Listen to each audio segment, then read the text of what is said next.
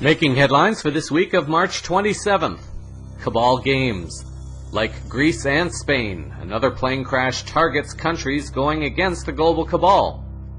Possible debt jubilee. Bix Weir offers information relating to one possible end goal scenario for global finances. Finishing school. Scandinavian country already noted for high education standards breaks what is not broken. And magnesium deficiency. Essential mineral may be what is lacking to energetically fire your body. With news around, upon, within, and beyond our planet, the program making disclosure official. This is Cosmic Vision News.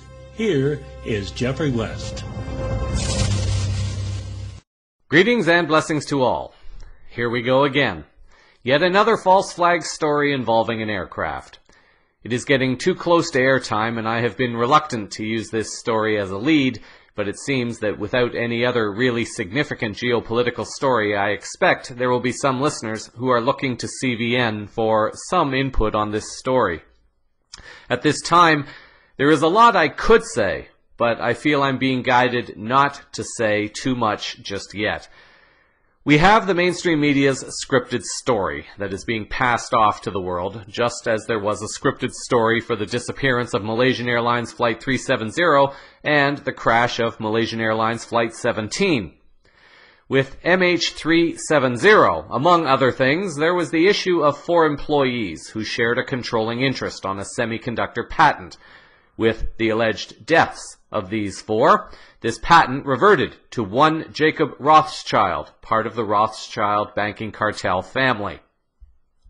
With MH17, questions were not answered about the Ukrainian jets that shot down the plane, and the fact that the bodies inside the plane were apparently dead for some period of time before the actual crash. Immediately, with this event, some questions are raised. Specifically for me, question 1, how close was the flight, geographically speaking, to the location of the CERN unit? It is believed that the CERN unit in Switzerland experienced a glitch in its operation, forcing the team to shut down the unit in performing its test. Whether or not this incident occurred with the plane nearby is unknown at this time, but it is worth asking.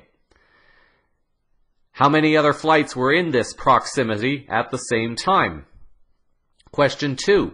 What was the timeline of the flight, and did this timeline put it into the geographical area where it could have been impacted by this glitch that was reported with the CERN unit? 3. Were there any people of interest on board this flight that may have been connected to the recent financial decisions being taken by Germany and France, or any decisions taken by these two countries regarding the peace treaty initiative in Ukraine? 4. Were there any people of interest or family members on board this flight that may have been connected to the European shift away from NATO or the US dollar as global reserve currency? 4b. Were there any people connected to the government of Greece or connected to the Spanish Podemos party? 4c. Given the growing isolation of the Israeli government, what connections might there be to Israel to this flight? Question 5. Why are they reporting a pilot as knocking to get back into the flight deck? A pilot would have a key for the door in case the other pilot is unable to answer the door. This statement reeks of suspicion and sounds like it is a cover story for the CERN test failure or perhaps something else. The black boxes are alleged to be almost indestructible, and yet, miraculously, one of them is reported as being very heavily damaged. Since the report specifically mentions that pilot voices are heard, it can be assumed then that the cockpit voice recorder was the one that was not damaged. Does this mean that there was damage to the flight data recorder? What information could the FDR have that might give speculation for a cover-up, false flag, or warning of some kind to someone or some government? Question 6. Were any on the flight connected to the movement and implementation of the gold standard in banking at this time? Question 7. If this was a regular flight, what were 2 fighter jets doing near the aircraft as has been reported by witnesses? A few months back, listeners may recall a story reported on this newscast about a Greek plane that crashed in Spain. This event happened very shortly after the appearance of the Syriza party and the leader of the Podemos party from Spain together on stage ahead of the Greek elections, both of whom represent political parties that are strongly against the EU controllers. That crash could have been a warning to the 2 countries involved. Recently, Germany and France brokered a peace deal with Ukraine that did not involve the US or Israel. Germany and France are also now making moves away from NATO and toward BRICS and also the AIIB Bank in China. And now, suddenly, a German plane crashes on French soil. The coincidences are remarkable, but the mainstream media does not seem to be picking up on this or any other key questions. At or around the time of the Green Wings incident, there was another source, Transpicuous News, a source of which I am not really aware. They reported an anomaly that allegedly took place around the same time. A flight operated by UTair, a Russian airline, was flying between Moscow and St. Petersburg, and from what I think I recalled from the story, there was an issue of the markings on the aircraft.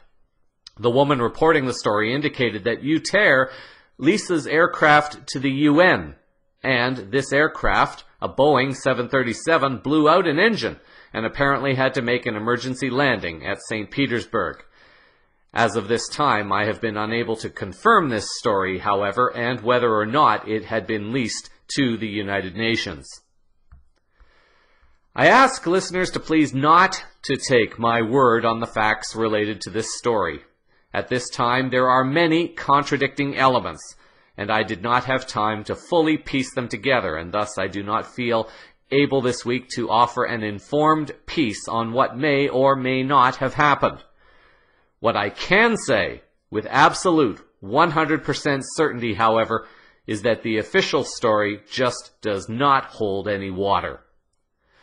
All of the information that has crossed my path, I just was not able to put it all together neatly enough for you this evening, and maybe this is a good thing. Any event or incident that causes harm or seeks to instill fear into people or is attempting to stir up a conflict somewhere, I am immediately suspicious of. This includes the alleged attack by Saudi Arabia on Yemen. I have chosen not to give any attention to the global cabal's attempt to stir up trouble again involving Saudi Arabia and Yemen. As I have mentioned previously, I generally do not give attention to crimes committed by this global cabal until there is something to offer that raises at least reasonable questions of the incident as being a false flag or fear-mongering operation.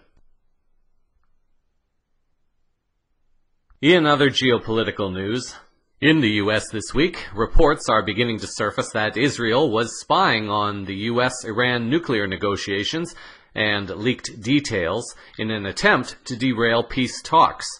In an article on the addictinginfo.org website on March 24th, the article writes that senior White House officials have learned that Israel was spying on closed-door talks between the U.S. and other world powers about Iran's nuclear program, according to the Wall Street Journal.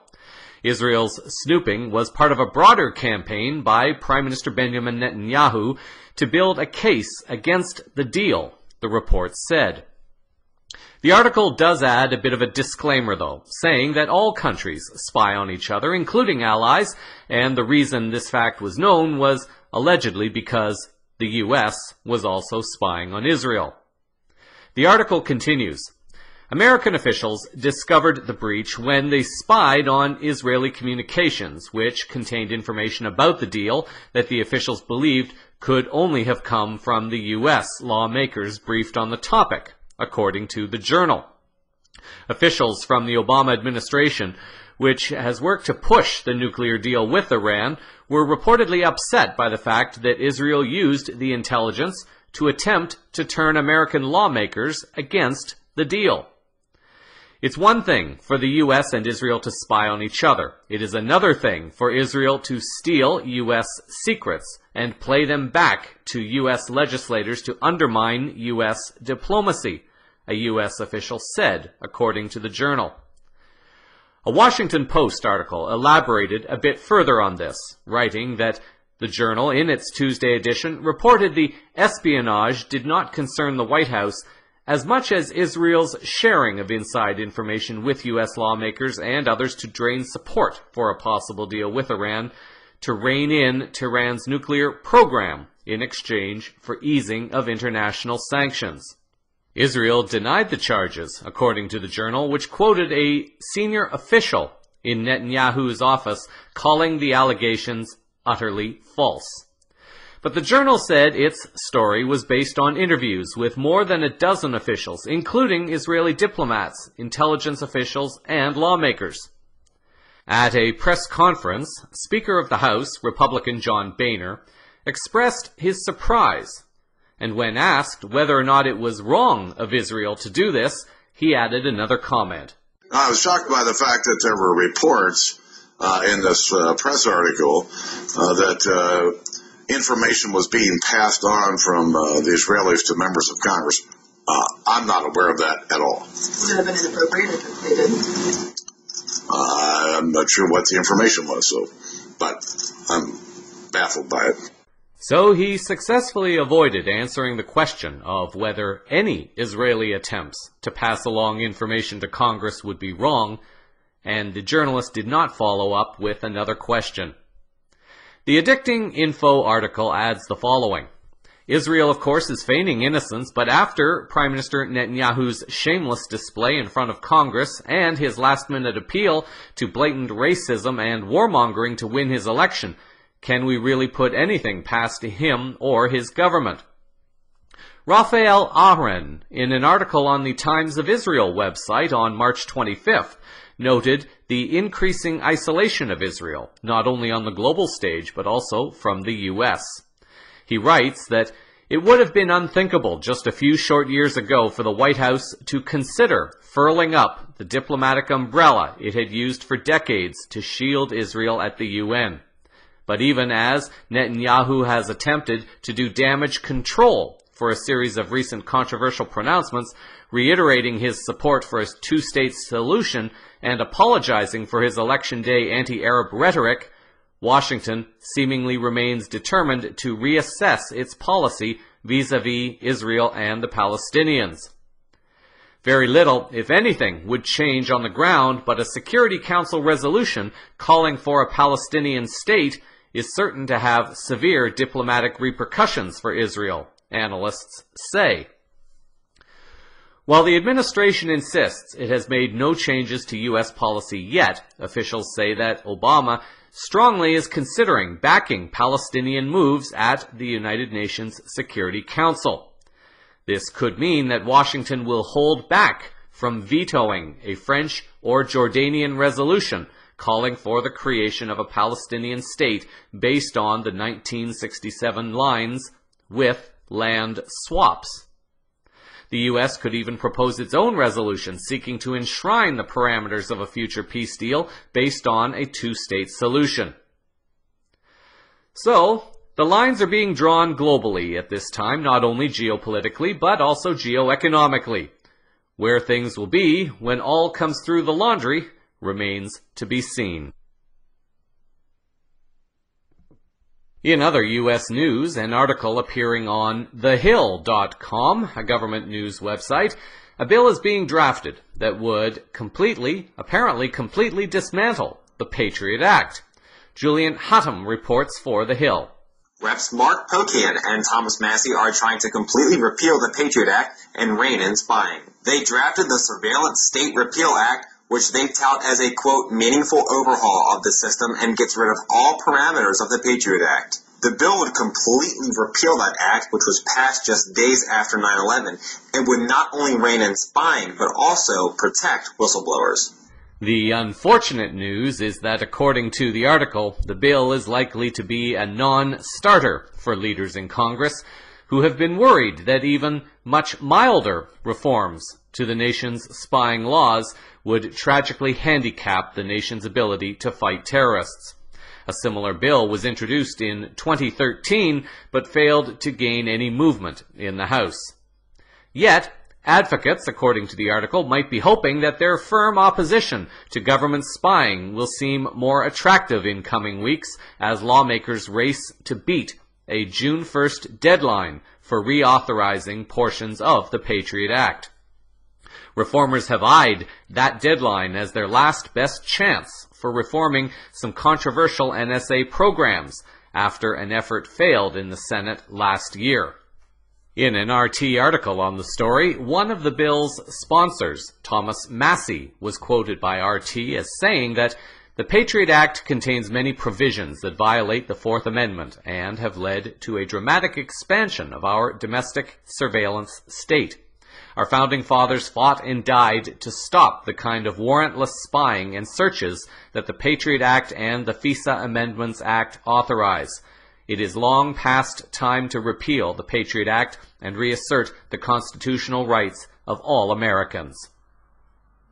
A Huffington Post article on the story adds that meanwhile, the provision of the Patriot Act that gives the NSA legal authority to carry out its phone data dragnet is set to expire on June 1st. While anti-surveillance members of Congress likely don't have the votes to extinguish the program, they may be able to shift the collection of phone records to communication companies from the NSA. Given the recent actions by Israeli PM Netanyahu at the U.S. Congress, and given the division that appears to be forming with regards to Israel, the voice of the people might just be able to have a bit more influence at this time as people, and perhaps even some politicians, grow weary of the game currently being played. In financial news this week, we start with the continuing developments involving China's currency and the Asia Infrastructure Investment Bank, or AIIB. A BRICS Post article on March 24th has reported that Chinese Premier Li Keqiang on Monday asked the International Monetary Fund, IMF, to include the Chinese currency in the Special Drawing Rights, or SDR, basket, and endorsed the yuan as a global reserve currency alongside the dollar and euro. Li met IMF Managing Director Christine Lagarde in Beijing on March 23rd. State news agency Xinhua quoted Li as saying China will speed up the basic convertibility of yuan on the capital account and provide more facility for domestic, individual cross-border investment and foreign institutional investment in China's capital market. Including the yuan in the SDR system would allow the IMF to recognize the ascent of the world's second biggest economy, while aiding China's attempts to diminish the dollar's dominance in global trade and finance. SDRs are international foreign exchange reserve assets. Allocated to nations by the IMF, the SDR represents a claim to foreign currencies for which it may be exchanged in times of need. In late 2015, the IMF will conduct its next twice-a-decade review of the basket of currencies its members can count toward their official reserves. At the time of the last SDR review in 2010, the renminbi, the other name for yuan, the Chinese currency, met the export criterion but was assessed as not meeting the freely usable criterion. Since then, according to Lagarde, there have been a number of developments in the renminbi's international use, and the upcoming review will take stock of these developments. Keep in mind that this is what is being reported publicly. It is my personal feeling that things are moving along faster than what are being announced publicly. I suspect that one of the main reasons for this is to prevent fear and panic from those who are not aware of all the geo-economic and geopolitical changes that have been taking place over the last year especially. As far as the AIIB is concerned, progress appears to be moving forward in establishing the credibility of this institution, but what has also happened in the past week appears to be a concession by the U.S. that they are losing the battle to maintain the U.S. dollar as a global reserve currency, and, at least on some levels, they may now be starting to signal that they surrender. RT has more. The U.S. administration proposing co-financing projects with a new global development fund spearheaded by China. The offer is a U-turn from Washington's previous stance on the Asian Infrastructure Investment Bank. U.S. officials previously voiced displeasure when the UK, France, Germany, and Italy agreed to work with the bank. We are wary about a trend toward constant accommodation of China, which is not the best way to engage a rising power. The response of the U.S. government exhibited nothing but a childish paranoia towards China. The Asian Infrastructure Investment Bank, established last year, due to be fully operational by the end of this year. 6 European countries have signed up, Luxembourg and Switzerland, the latest applicants. The bank currently worth around $50 billion, that figure expected to double. The main aim of the fund is to support the development of Asian economies, though some observers think Washington and the World Bank have no choice but to cooperate with Beijing. This represents a dramatic shift on the part of Washington and a concession to its allies in Europe that essentially there was no more of this Cold War attitudes that U.S. is having towards China. The U.S. was boycotting the AIIB, but it received massive pushback from very important governments around the world. So the U.S. did not get its way. I mean, this is a gigantic concession on the part of the U.S. that it's not the world's only superpower and that it can't just rule the world according to its own lines. So this is a huge step for the U.S. What people in the United States have yet to recognize is that China's economy is probably, by some measures, as big or bigger than the U.S.'s. The U.S. needs to start engaging China as an investment partner. Connected to this story, also are comments made by Gerald Celente, an American trend forecaster and publisher of the Trends Journal. You're looking by next week, some 35 countries that are ready to sign on. And they're doing this despite the United States' effort, as was just reported, to ridicule those who are joining it and trying to dissuade them from doing so. So when you're seeing countries, for example, like South Korea, America's great ally, now claiming that they may be on board by next Tuesday, that's a huge development.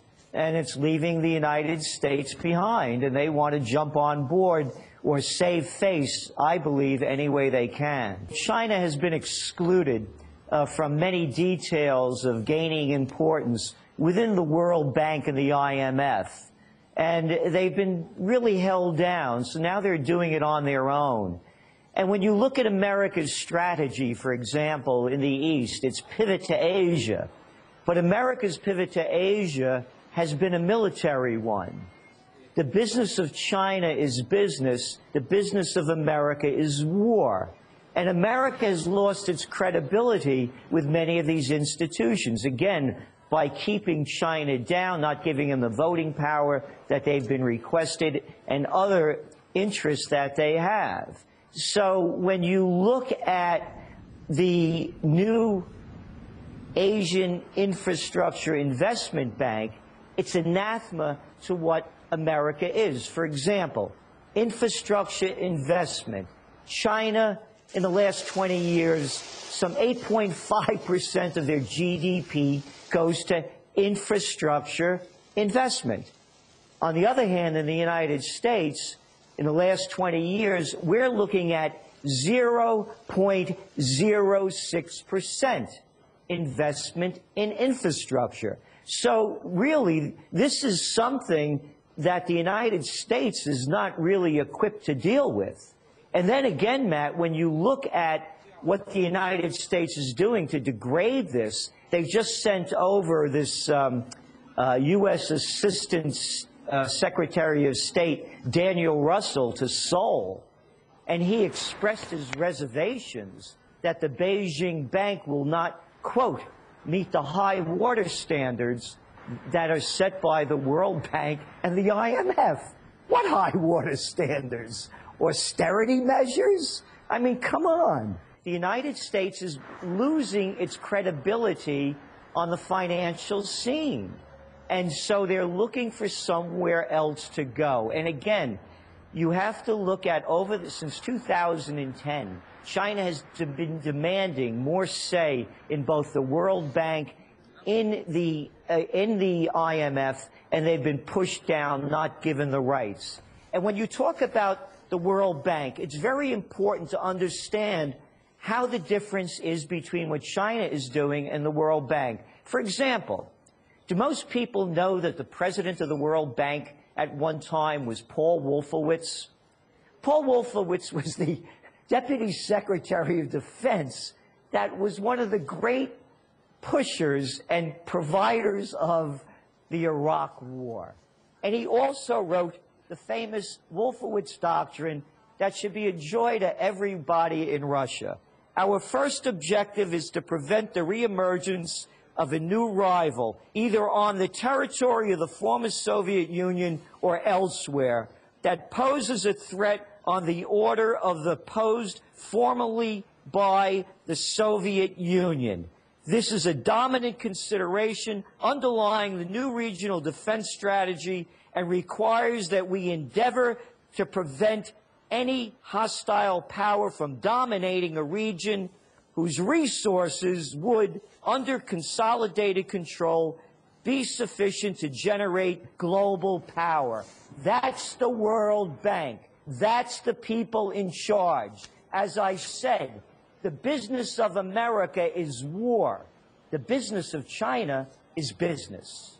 If we keep that last comment in mind, one may be able to start piecing together the string of military-related and false flag-related incidents designed to scare up fear and justification for more militarized action, which generates profits, according to the collapsing U.S. paradigm of war business. The string of events can arguably be connected to a paradigm shift that seems to be raising desperation and fear into the hearts of those who once thrived on the fear of those whom they controlled. It appears, however, that the tables have turned, or are in the process of turning, in a very big way. The U.S. backtracking on its unwillingness to participate within the AIIB follows on another embarrassment for the U.S. involving their attempt to kick Russia out of the international monetary transferal system known as SWIFT. CVN reported on this a little bit last week. In an article put out by Sprott Money Limited on their website on March 18th, they commented a bit more on this particular comedy of errors. The article addresses the whole range of tactics the U.S. has used against Russia, including its coup in Ukraine. The final nails in the Russian coffin were, allegedly, supposed to be the sanctions against Russia, followed by having Russia kicked out of the SWIFT system, which was expected to be a death blow dealt by the U.S., but initiated by a group that this article calls the One Bank. The article writes, they, referring to the One Bank group, also had the U.S. pressure the West's other lackey governments to adopt round after round of ever more punitive economic sanctions against Russia, punishing it for supposed misdeeds, which were nothing more than mere fabrications of its own propaganda. Then, as the supposed coup de grace, they had ordered that Russia be expelled from SWIFT. For those readers not familiar with yet another one of the One Bank's tools for financial oppression and control, SWIFT is the Western-created controlled electronic system for managing most large commercial transactions between nations. Living in the 21st century's electronic, computerized era, this financial crime syndicate assumed that Russia could not survive economically without access to this system. The psychopaths, and this is still the article referring to them here, miscalculated badly in almost every respect of this operation. The article proceeds to offer its evidence in how the one-bank group miscalculated so badly in their strategy. Towards the end of their article, they write the following: "The economic nuclear option is to kick Russia out of the international banking system, and the U.S. government has been vociferously pushing for this, as reported last week. Specifically, the U.S. government wants to kick Russia out of SWIFT, short for the Society of Worldwide Interbank Financial Communications." Last week, CVN explored the idea of this group wanting one thing, but then realizing that this one thing, when realized, may have unintended consequences. One of those unintended consequences was the awarding of a seat on the board of directors of SWIFT. The seat was given to Russia, a move that was not what the U.S. was wanting. The article adds, "At the same time that the U.S. government isn't getting its way with SWIFT, the Chinese are busy putting together their own version of SWIFT called CIPS, and this stands for the China International Payment System. It's intended to be a direct competitor to SWIFT and a brand new way for global banks to communicate and transact with one another in a way that does not depend on the U.S. CIPS is the one bank's worst nightmare. Why have these banksters spent literally 100 years trying to get people, primarily Western populations, to stop holding their wealth in precious metals? Because it's only when we use the banksters' fraudulent paper instruments, i.e. their worthless fraudulent fiat currencies, that they can efficiently steal from the people en masse." The article continues, "If we don't play in their sandbox, the one bank can't steal from us, or at least it makes it much more difficult for the crime syndicate to steal. What it would mean, what it will mean, what does it mean when we not only have China's renminbi as our new reserve currency, but it also offers the world its own electronic system for handling all of the commerce? It means that we won't be playing in the one bank's sandbox any longer." Once again, the law of unintended consequences has risen up to bite the one bank in its enormously bloated ass. After malevolently scheming to have Russia kicked out of SWIFT, the one bank's henchmen now dangle a carrot in front of Russia as they beg it to stay. In some circles, there has been some talk, some might call it a rumor, of a proposed debt jubilee, where all debt is written off. In the minds of many, they just simply cannot imagine something like this happening, let alone trying to rationalize the impact it will have on the world as they have seen it up to this moment. At least several religions have written about forgiveness of debts. In a more political context, there are those who have said for many years that an alleged piece of legislation called Nisara would include the implementation of mass debt forgiveness. As more and more people come to understand that debt is an illusory consequence of a system of money created out of thin air, the idea of debt forgiveness may start to seem like a real solution and necessity at this time. Bix Weir has 30 years' experience in the financial industry with various Fortune 500 companies. He is the creator of the Road to Ruta theory, and his commentary is published on the roadtoruta.com. Weir has dedicated his efforts over the last 15 years to exposing the long-term manipulation of the gold and silver markets. He has worked closely with the Gold Antitrust Action Committee, helping to pull the curtain away from the cabal of international bankers that has taken control of our free market system. In a selected excerpt from an interview for USA Watchdog, Greg Hunter asks Weir about the end goal for the U.S. and the world, a goal that Weir has described in his self-published book. You're out just last week with a self-published book. That's what I love about the internet. You don't need a book publisher. You're the publisher. And it is titled Silver, Gold, Bitcoin, and God. Silver, Gold, Bitcoin, and God. And it's a takeoff on Conversations with God, the famous, relatively famous book, Conversations with God. In fact, you're talking about silver, gold, Bitcoin, also the end game and stuff like that. I've read a few chapters and I want to get into it. I want to start with the end game. And you say, something to the effect of, when is everybody going to wake up? Or when everybody wakes up, is it going to be? And God says, not everybody, just enough. Just enough people have to wake up. What does that mean? Extrapolate on that. Well, it was an interesting way to write the book, and it's obviously modeled after the best-selling book Conversations with God. But it really clarified things I was talking about on my site, things about gold and silver that people really don't understand, and it was a way to bring it forward. And what it talks about there, what I talk about there, is it's not going to take everybody to wake up to see the real changes. It just takes enough people doing the things like we're doing. There's so many people going on the alternative news media and talking about these subjects that they've been around for 100 years around. But the avenue of getting it out there and getting it into people's hands hasn't been there. Since the internet, since YouTube, it has just blown up. So people are smarter now. They're starting to wake up. They're starting to get it. They see that the markets aren't exactly working the way they should. And it's really interesting. All this manipulation and all these hidden agendas have been around for a long, long time. But people didn't know about it.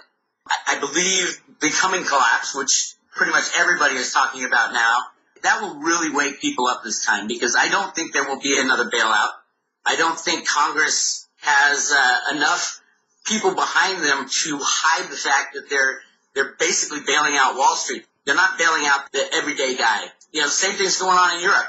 When Greece is asking for loans, those loans are used to pay off the banks. So it's indirectly sending money from the European Central Bank to the people who lent Greece money, which is the banks. So all this money flowing around, it's not getting to the people. And when we do have our next crash, and it is coming, and I believe it'll be here this year, that's my final conclusion. And I'm looking at around September, although I believe it's already started.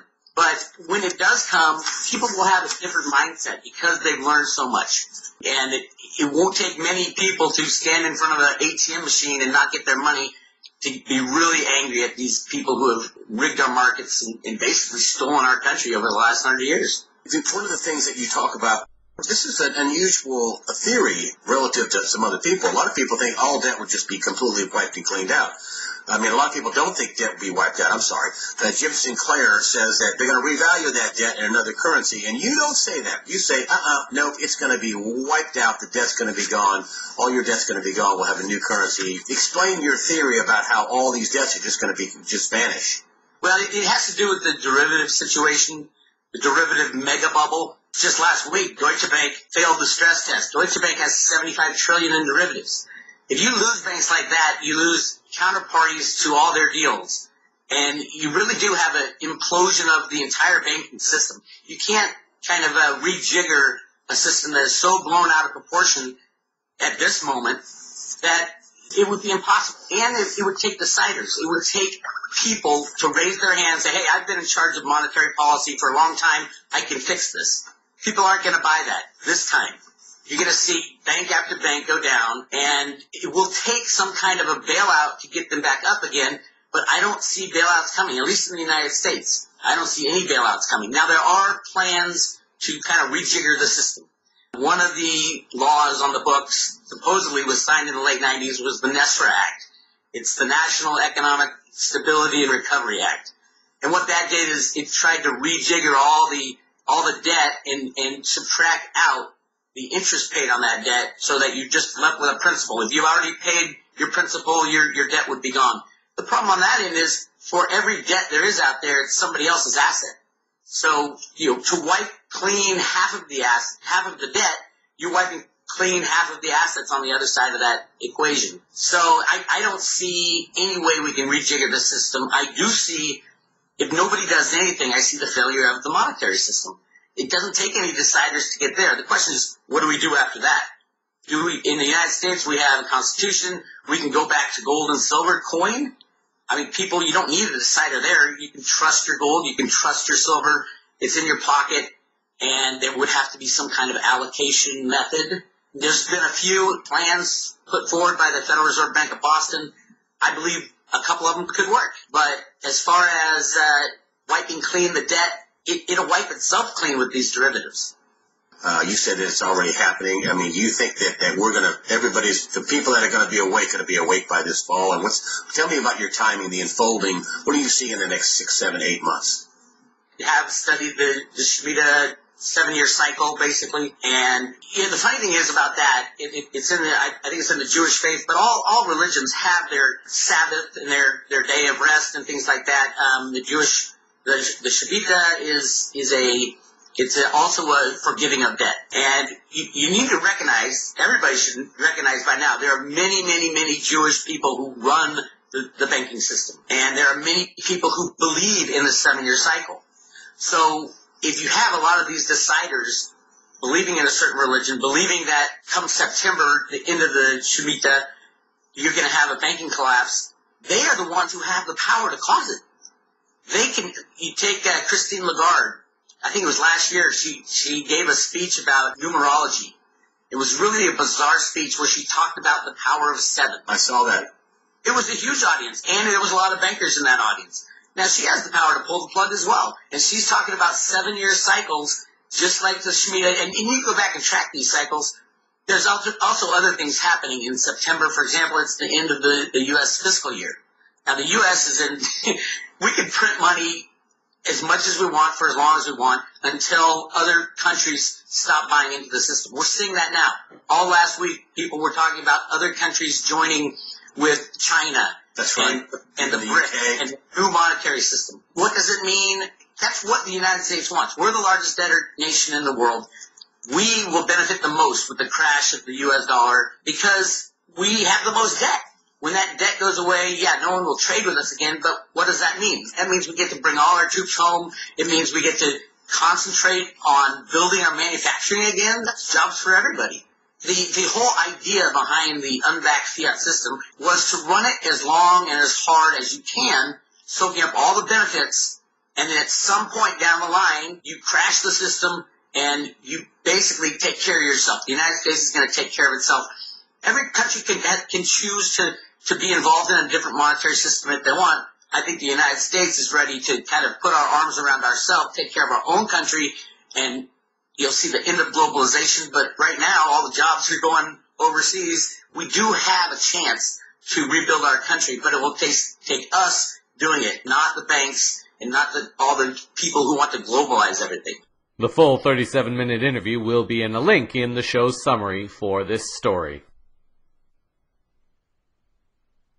The United Nations also appears to be making its own preparations for what is to come financially. In an article posted on the Bullion Star blog by Koos Jensen on March 18th, Jensen writes the following. The United Nations, UN, is preparing a multilateral legal framework for the debt restructuring process. At the highest level, an orderly sovereign debt restructuring for developed countries is designed. In commenting on the strategy by many countries to implement a quantitative easing, or QE, which is really only legalized counterfeiting, Jansen writes that the only thing quantitative easing can buy is time. Since 2008, our monetary wizards have merely been able to keep the can on the road, perpetually kicking it further into the abyss through QE. Solutions are still debated between policymakers behind closed doors, as our current fragile international monetary system does not allow public debate on significant changes, or it will risk implosion. The UN, however, adopted a resolution through the General Assembly in September of 2014. Jansen writes, reading between the lines, the UN admits our current system is unsustainable, and because of systemic fragilities, reform to strengthen the international financial system is needed. A monetary reset. The resolution is posted in the article, and selected parts of the resolution are as follows. noting that sovereign debt crises are a recurring problem that involves very serious political, economic, and social consequences, and that the restructuring processes of sovereign debt are a frequent phenomenon in the international financial system, stressing also the need to work towards the establishment of responsible and preventative financial crisis policies to enhance transparent and sustainable national financial systems, recognizing the sovereign right of any state to restructure its sovereign debt, which should not be frustrated or impeded by any measure emanating from another state, recognizing the need to create a legal framework that facilitates the orderly restructuring of sovereign debts, allows the reestablishment of viability and growth without creating incentives that inadvertently increase the risk of non-compliance, and acts as a deterrent to disruptive litigation that creditors could engage in during negotiations to restructure sovereign debts. From the few selected paragraphs, the language does appear to note that some kind of shift or change is being acknowledged, even from within the structures of the UN. Of course, this would be expected, but even as information comes out from other sources, it is also apparently coming out from within UN sources also, which may, in the minds of a few people, offer a bit more validation that something is indeed happening in the geoeconomic structures around the planet. To read the full resolution will not likely have much meaning to listeners on the newscast, but for those who are keenly interested in finance, the UN, and enjoy reading resolutions, the link to the story will be in the show summary. In general news, there are many who will not argue that the current system of education is broken. Others will go a bit further, saying that the system only serves to create a society of sheeple who will follow orders and play along within the current paradigm. As the global structures continue to break down, the more visionary leaders and countries will start taking active steps to prepare for what lies beyond when the current system finally is transformed and replaced. Going north to Finland, we look at a story where this country is moving ahead to create changes to the education system in this country. The original report on the story appears to be by Richard Garner of the London Independent, who wrote on March 20th that for years, Finland has been the byword for a successful education system, perched at the top of international league tables for literacy and numeracy. Only Far Eastern countries such as Singapore and China outperform the Nordic nation in the influential Program for International Student Assessment, or PISA, rankings. Politicians and education experts from around the world, including the UK, have made pilgrimages to Helsinki in the hope of identifying and replicating the secret of its success. Which makes it all the more remarkable that Finland is about to embark on one of the most radical education reform programs ever undertaken by a nation-state, scrapping traditional teaching by subject in favor of teaching by topic. An article by Kabir Chibber, dated March 21st, appearing on the Quartz magazine website, writes that traditional lessons, such as English literature and physics, are already being phased out among 16-year-olds in schools in Helsinki. Instead, the Finns are teaching phenomena, such as the European Union, which encompasses learning languages, history, politics, and geography. No more of an hour of history followed by an hour of chemistry. The idea aims to eliminate one of the biggest gripes of students everywhere. What is the point of learning this? Now, each subject is anchored to the reason for learning it. The process is not without resistance, however. Teachers who have spent their entire careers teaching one subject are now finding themselves having to adapt to a whole new system. The article writes that the new system is much more collaborative, forcing teachers from different areas to come up with the curriculum together. Marjo Kyllönen, Helsinki's education manager and the person responsible for reforming the system in the capital, calls this co-teaching, and teachers who agree to it get a small bonus on top of their salaries. Fiona MacDonald, reporting on the story for the Science Alert website on March 24th, offers the following. By 2020, the country plans to phase out teaching individual subjects such as maths, chemistry, and physics, and instead teach students by topics or broad phenomena so that there's no more question about what's the point of learning this. MacDonald adds another example from Garner's original story of how this model could be applied. She writes, students who are taking a vocational course might study cafeteria services, which would involve learning maths, languages, and communication skills. So although students will still learn all the important scientific theories, they'll be finding out about them in a more applied way. Garner, in his article, elaborates a bit more. There are other changes too, not least to the traditional format that sees rows of pupils sitting passively in front of their teacher, listening to lessons or waiting to be questioned. Instead, there will be a more collaborative approach with pupils working in smaller groups to solve problems while improving their communication skills. As I reflect back on my days in school studying subjects, I recall very clearly wondering why I had to learn certain subjects. I almost missed graduating from high school with my friends because I was told that I had to study maths and sciences, which I did, but I also did not do as well with those subjects, perhaps because I did not resonate with the way they were taught. I did not do well in calculus nor algebra, and I struggled a lot in chemistry. And in my life so far, I do not recall having used much, if any, of it.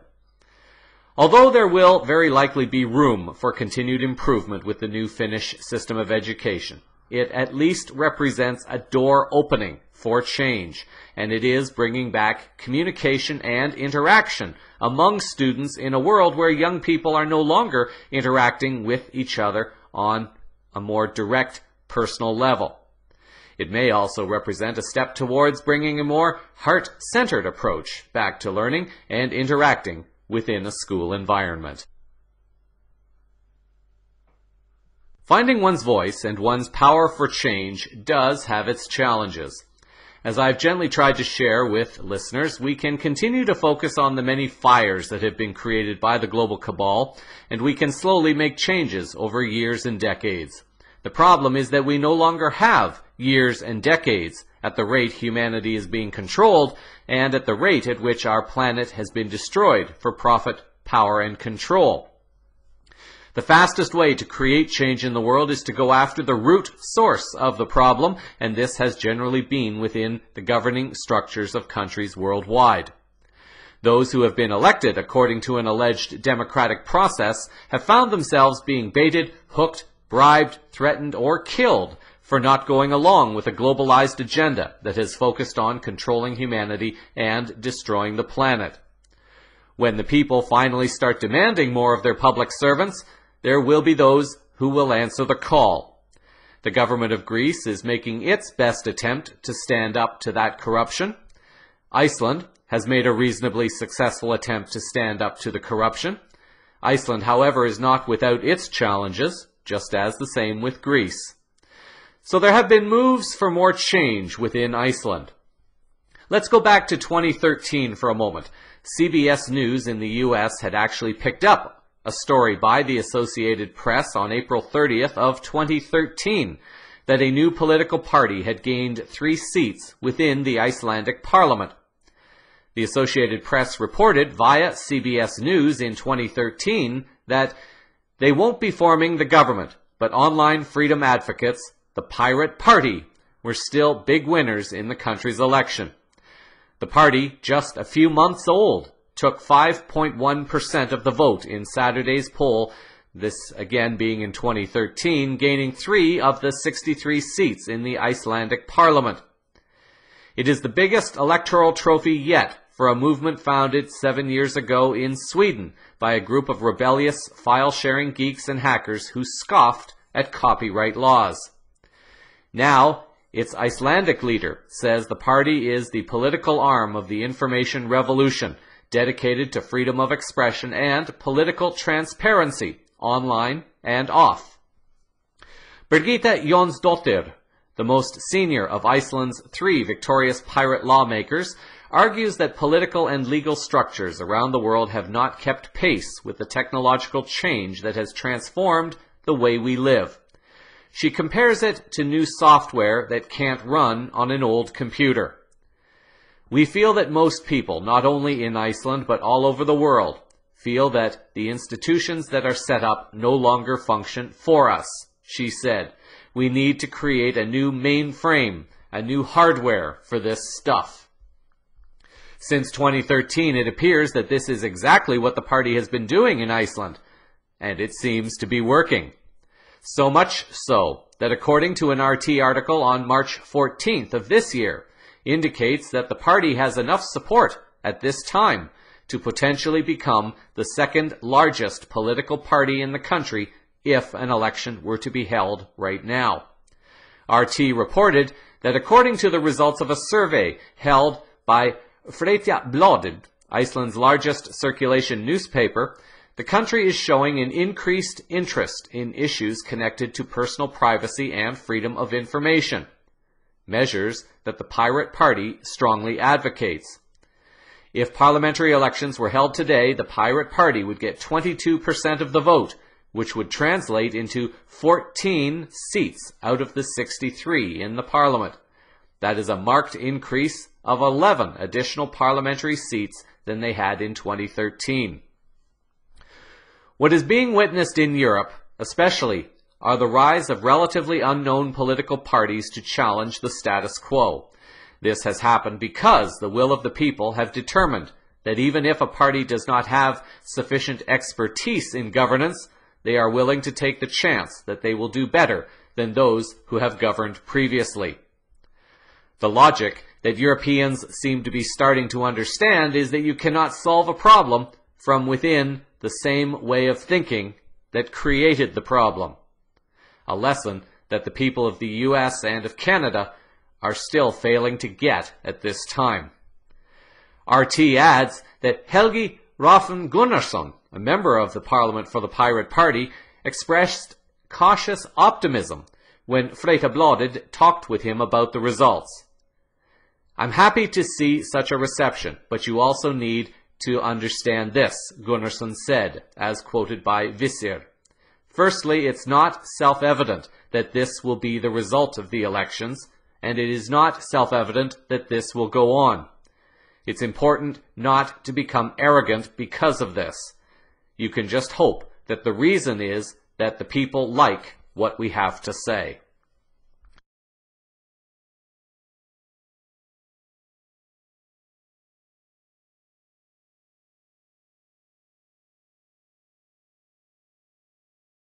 Daughter, mentioned moments ago, is also the key spokesperson for the International Modern Media Institute, or IMMI. According to the vision of the organization, the question of why Iceland should become a safe haven for information and freedom of speech was addressed, part of which reads as follows. In the aftermath of the collapse, the nation was at a crossroads. During such times, it is necessary to not only confront the past, but also to create a clear vision for the nation. The changes in legislation unanimously agreed will be implemented to allow for a progressive environment for both the registration and operation of international media and publishing companies, startup companies, human rights organizations, and data centers. Such changes would strengthen democratic foundations, promote necessary reform, and increase transparency. This new policy has already enhanced the nation's reputation abroad and created many economic as well as employment opportunities, despite many of the necessary changes in law yet to be made due to a slow working process within the ministries. A legal framework built on best practices would attract powerful media and human rights organizations to the country, which are under threat in current locations. For example, British publishing companies are increasingly being forced to remove articles and information from their databases to guard against a growing number of libel charges and secret gag orders. The global press would both raise awareness of the legal framework and work to protect it. In the long term, it would empower democracy in Iceland. It's not long ago that Iceland got a taste of such gag order attempts when Kaupthing Bank got an injunction to block news reports on its loan accounts in August of 2009. In order for press freedom to exist here, a legal framework is needed that ensures a well-functioning media, one which satisfies its role as the fourth estate. Freedom of the press and freedom of information increases public participation in the decision-making process and policy implementation of the state. That public participation is the foundation of democracy.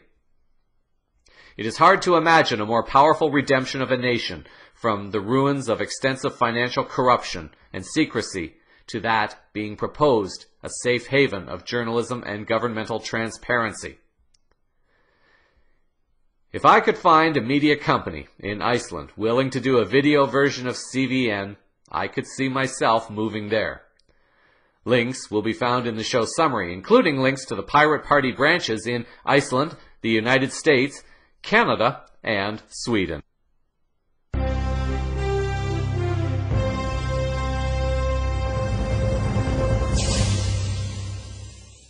Over to health news now. Some listeners may be familiar with the term taking one for the team.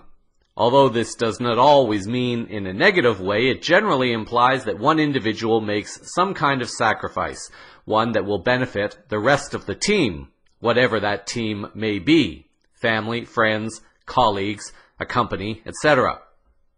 The following is an example where this apparently was not done, and it apparently does not look good for companies like Monsanto. An article appearing on the Crooks and Liars website on March 24th by C. Gibson appears to have trapped a pesticide lobbyist in his own lies. Gibson writes that today's lesson is brought to you by Dr. Patrick Moore, who has worked for pesticide manufacturers like Monsanto, refusing to drink Monsanto's product just seconds after claiming it was safe to do so. Once upon a time, Dr. Patrick Moore was an early Greenpeace member. Now he is a public relations consultant for the polluting companies that Greenpeace works to change. Big oil, pesticides and GMO agribusiness, forestry, nuclear power. Anyone who puts up the money for truth benders who appear to carry scientific and environmental authority. I do not believe that glyphosate in Argentina is causing increases in cancer. You can drink a whole quart of it and it won't hurt you. It's you want to drink some? We have some here. I'd be happy to, actually. But not really, but not really? I know it wouldn't hurt me. If you say so, can I have some glyphosate? No, I'm not stupid. Okay, so you No, but I know so it's dangerous, I know people try to commit suicide with it and fail fairly regularly. Tell the truth. It's not dangerous to humans. No, it's not. So you're ready to drink one glass of glyphosate? No, I'm not an idiot. Interview me about golden rice. That's what I'm talking about. Okay, then it's finished. Then the interview is finished. That's a good way to solve things. Yeah. You're a complete jerk. If you observed, the interviewer asked a very specific question requiring a yes or no commitment. The doctor was forced to answer one way or the other. To be fair to Dr. Moore, it was unclear exactly what was offered to him to drink, if it was a product that contained glyphosate or if it was to drink a sample of glyphosate directly. Unfortunately for the doctor, however, he dug himself further into a hole by saying that people had tried to commit suicide by drinking it, presumably in concentrate, and it had failed. It seems he tripped himself up in his own web of deception. This is something that appears to be happening more and more as people who are attempting to pass off information that is not authentic or sincere and are finding themselves exposed more and more rapidly. If the journalist is quick enough and brave enough, she or he can call out the deception immediately with those involved. In the case of the mainstream media, it takes very observant people to see and hear the information that is offered and then present it for discernment to the people. Are you one who continues to experience any one of a number of little aches and pains, or perhaps even one who is experiencing one or more serious conditions? Although it could be argued that some of what we are experiencing at this time are linked to energetic changes taking place around the earth, but also within our bodies, there may be a cause for more than a few of us, and a simple shift may help to make these evolutionary shifts a bit easier, and maybe even a bit more comfortable. A new health source I have discovered is a website and blog prepared by Organic Olivia. There appear to be several articles of interest that I may cover in future newscasts, but the article in particular I became interested in was related to magnesium deficiency within the body and the conditions related to it. A quote that is posted with her article is by Norman Shealy, and he has said that every known illness is associated with magnesium deficiency. Magnesium is the most critical mineral required for electrical stability of every cell in the body. A magnesium deficiency may be responsible for more diseases than any other nutrient. The article originally appeared on the blog last December 15th. Olivia writes, "Magnesium is life. It's the fourth most abundant mineral in the body, right next to the equally important sulfur. Along with being a mineral, magnesium is also an electrolyte. Electrolytes do so much more than treat and prevent muscle cramps." Olivia continues, "First off, electrolytes are what allow us to be living, electrical beings. They are responsible for all electrical activity and thus brain conductivity in the body. Without electrolytes like magnesium, muscles can't fire, your heart cannot beat, and your brain doesn't receive any signals. We need magnesium to stay alive, point blank. As soon as we don't have enough of it, we start to lose the energy and conductivity that keeps us going. Technically, as soon as we become deficient, we slowly begin to die, getting more aches and pains day by day, feeling worse year after year. I can't stress it enough," says Olivia. "Signs of magnesium deficiency are everywhere if you just look." The article highlights a number of the symptoms of magnesium deficiency, including constipation, hypertension, high blood pressure, anxiety, depression, insomnia, behavioral disturbances, lethargy, impaired memory and thinking, seizures, fatigue, sleep disturbances, pain, muscle cramps, chronic back pain, headaches, migraines, muscular pain, tendinitis, anger, aggression, ADHD, brain fog, tension and anxiety disorders such as OCD. Olivia also notes that there are various conditions that may be linked to magnesium deficiency: chronic fatigue syndrome, adrenal fatigue, fibromyalgia, heart disease, atrial fibrillation, heart palpitations, osteoporosis, diabetes, sudden death in patients with congestive heart failure, and kidney stones. The story also cites a comment from the Journal of the American College of Nutrition, stating that, similarly, patients with diagnoses of depression, epilepsy, diabetes mellitus, tremor, Parkinsonism, arrhythmias, circulatory disturbances, hypertension, migraine, cluster headache, cramps, neurovegetative disorders, abdominal pain, osteoporosis, asthma, stress-dependent disorders, tinnitus, ataxia, confusion, preeclampsia, and weakness might also be consequences of the magnesium deficiency syndrome. The question that may now be going through the minds of some of you is why, if a deficiency is present, was it not detected on any recent visits to the doctor? Olivia writes that, unfortunately, conventional medicine has not woken up to the amount of research that has been done on magnesium deficiency. One of the reasons Western medicine is so off base with magnesium is how they test it, with blood tests. Blood tests do not yield any information about magnesium because the body controls the level of blood magnesium very tightly. If the magnesium in the blood drops just a little bit, you're going to have a heart attack. It's that simple. So to prevent this, the body will rob all of the cells, tissues, and the bones of magnesium in order to keep the blood constant. If you do a blood test for magnesium, the cells could be completely empty and you'll still have a wonderful magnesium levels in the blood. She reminds readers of the article that all disease begins when the body is exposed to stress, toxins, and is deficient in life-supporting compounds such as vitamins and minerals. It all starts with increasing levels of toxemia. Toxemia simply means internal pollution, and it is the main cause of all disease and degeneration. Internal pollution comes from toxins such as aspartame, chlorine, MSG, pesticides, mercury, carcinogens, fluoride, air pollution, water pollution, heavy metals, plastic, parabens, and many others. Internal pollution can be exacerbated if you are nutritionally deficient, not getting enough water, stressed, or making poor dietary choices. As soon as you're nutritionally deficient, your immune system becomes depressed and unable to do its job. So as soon as you're deficient in magnesium, immunodepression begins. According to Olivia, immunodepression allows parasites, candida, and pathogens to take over.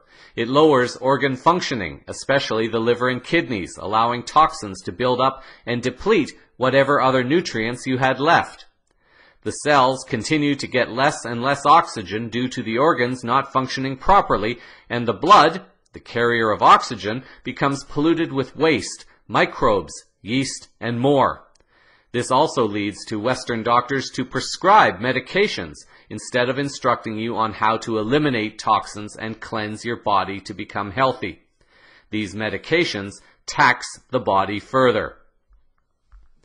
Now, for those of you wondering how you can get more magnesium into your bodies, 5 options are offered at the end of the article. 1. Eat magnesium-rich foods grown on organic soil. Sunflower seeds, roasted pumpkin seeds, sesame seeds, whole grain brown rice, spinach, and almonds. 2. You could take ionic magnesium drops. 3. You can apply magnesium oil to your skin. 4.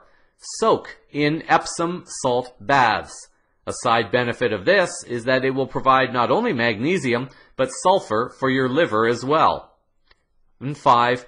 Take magnesium calm orally. She warns, however, to avoid this option if one has a low stomach acid count. An attempt was made to contact Olivia for comment on this story, but unfortunately no reply was received back from her. CVN reminds listeners to always do your own research to validate whether any health-related solution will work specifically for any one person. What works for one may not work for another, and this could be due to any one of a number of different reasons. Links to this story, but also to the website and Facebook page for Organic Olivia, will appear in the show summary. And in this week's final words, I'd like to close this week with 2 audio clips. One offers an empowering message by Joshua Ortiz, and the second audio clip was done by a soul known as Prince Ia, and he shares a message about why he thinks this world should end. It's not quite what you may be thinking. Create a wonderful week until our next Moment of Now. Listen, you don't succeed just because you wake up at 5 in the morning. Someone will wake up at 4. People work hard every day. You can't assume that just because you work hard, you'll succeed. People will tell you you're too short, you're too lazy, or you're just not going to make it. Don't listen to them. They will enter your minds and try to control you. But trust me, no one can stop you from dreaming. But dreaming is not enough. Wake up and realize that this world owes you nothing. You have to fight every single day to convince yourself that you are good enough. And one day, you will finally have that opportunity to prove to everyone they were wrong. And then you'll fail.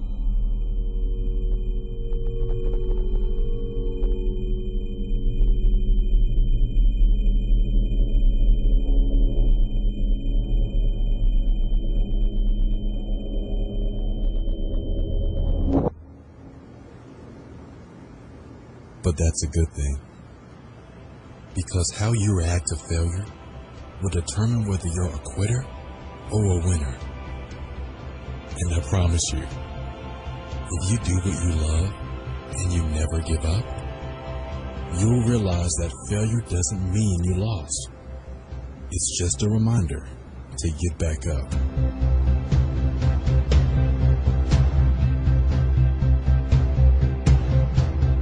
Have the courage to try again, you already won.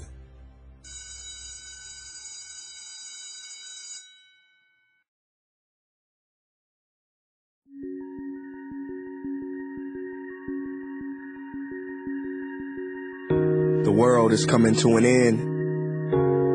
The air is polluted, the ocean's contaminated. The animals are going extinct, the economy's collapsed. Education is shot, police are corrupt, intelligence is shunned, and ignorance rewarded. The people are depressed and angry, we can't live with each other and we can't live with ourselves, so everyone's medicated. We pass each other on the streets, and if we do speak, it's meaningless robotic communication. More people want 15 seconds of fame than a lifetime of meaning and purpose, because what's popular is more important than what's right. Ratings are more important than the truth. Our government builds twice as many prisons and schools. It's easier to find a Big Mac than an apple. And when you find the apple, it's been genetically processed and modified. Presidents lie, politicians trick us, race is still an issue, and so is religion. Your God doesn't exist, my God does, and He is all-loving. If you disagree with me, I'll kill you, or even worse, argue you to death. 92% of songs on the radio are about sex. Kids don't play tag, they play twerk videos. The average person watches 5 hours of television a day, and it's more violence on the screen than ever before. Technology has given us everything we could ever want, and at the same time stolen everything we really need. Pride is at an all-time high, humility an all-time low. Everybody knows everything, everybody's going somewhere, ignoring someone, blaming somebody. Not many human beings left anymore, a lot of human doings, plenty of human lingerings in the past, not many human beings. Money is still the root of all evil, yet we tell our kids, don't get that degree, the jobs don't pay enough. Good deeds are only done when there's a profit margin. Videos of the misfortunes of others go viral. We laugh and share them with our friends to laugh with us. Our role models today, 60 years ago, would have been examples of what not to be. There are states where people can legally be discriminated against because they were born a certain way. Companies invest millions of dollars hiring specialists to make little girls feel like they need makeup to be beautiful, permanently lowering their self-esteem because they will never be pretty enough to meet those impossible standards. Corporations tell us, buy, get this, get that. You must keep up, you must fit in. This will make you happy, but it never does for long. So what can we do in the face of all this madness and chaos? What is the solution? We can love. Not the love you hear in your favorite song on the radio. I mean real love, true love, boundless love. You can love each other from the moment we wake up to the moment we go to bed. Perform an act of kindness because that is contagious. We can be mindful during every interaction, planting seeds of goodness, showing a little more compassion than usual. We can forgive because 300 years from now, will that grudge you hold against your friend, your mother, your father have been worth it? Instead of trying to change others, we can change ourselves. We can change our hearts. We've been so lies, brainwashed by our leaders and those we trust, and not recognize our brothers and sisters, and to exhibit anger, hatred, and cruelty. But once we truly love, we will meet anger with sympathy, hatred with compassion, cruelty with kindness. Love is the most powerful weapon on the face of the earth. Robert Kennedy once said that few will have the greatness to be in history, but each of us can work to change a small portion of events, and in the total of all those acts will be written the history of a generation. So yes, the world is coming to an end, and the path towards a new beginning starts within you.